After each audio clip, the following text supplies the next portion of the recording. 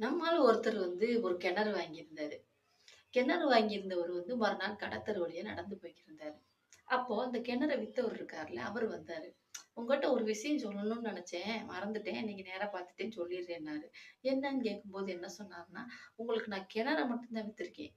அதுல இருக்கிற தண்ணி வந்து என்னோடது.